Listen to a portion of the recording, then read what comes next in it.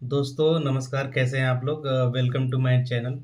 तो आज आपने सभी लोगों ने जो है मुंशी प्रेमचंद की स्टोरीज़ पढ़ी होगी।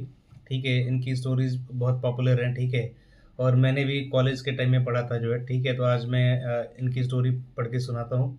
इनकी स्टोरी का नाम है नमक का दरोगा। ठीक है, तो आइए पढ़ते हैं। जब नमक का नया विभाग बना और ईश्वर प्रदत्त वस्तु के व्यवहार करने का निषेध हो गया, तो कोई लोग चोरी छिपे इसका व्यापार करने लगे। अनेक प्रकार के छल प्रपंचों का सूत्रपात हुआ। कोई घुस से काम निकालता था, कोई चालाकी से। अधिकारियों के पौ 12 थे। पटवारीगिरी का सर्वसम्मानित पद छोड़ छोड़कर लोग इस विभाग की बरकंदाजी करते थे। इसके दारोगा पद के लिए तो वकीलों का भी जी ललचाता था।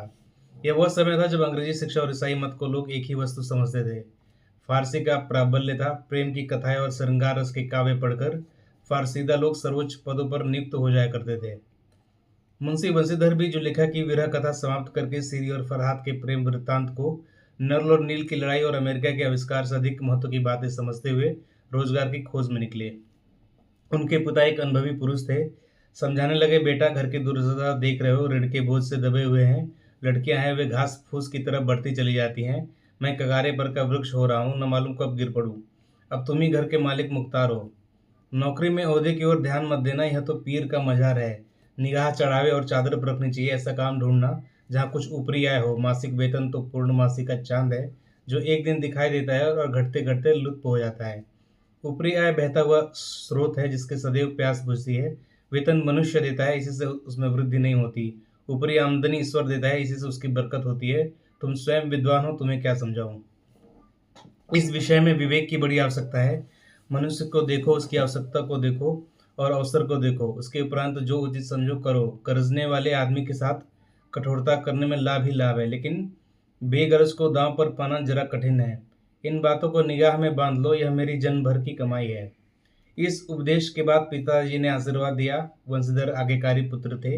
ये बातें ध्यान से सुनी और तब घर से चल खड़े हुए।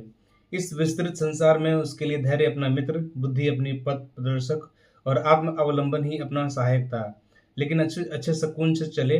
जाते ही जाते नमक विभाग के दरोगा पद पर प्रतिष्ठित हो गए।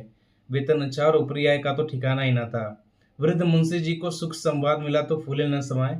महाजन कुछ नरम पड़े। कलवार की आशलता लहलहाई। पड़ोसियों के हृदय में शूल उठने लगे। जाड़े के दिन थे और रात का समय। नमक के सिपाही चौकीदार नशे में मस्त थे।